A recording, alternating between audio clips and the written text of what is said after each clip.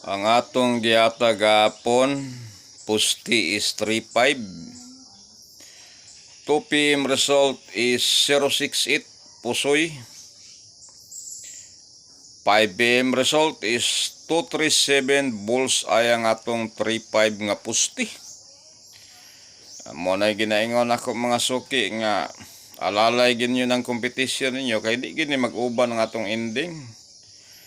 Unya ang atong gitunol atong niaging adlaw no. 07, 37 ug 67. Nag-una atong kompetisyon.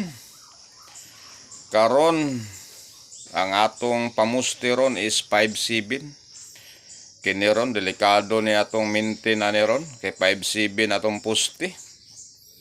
Kung muigo ni atong short race maintain ron sigurado gyud takingking yung bangka ni ron.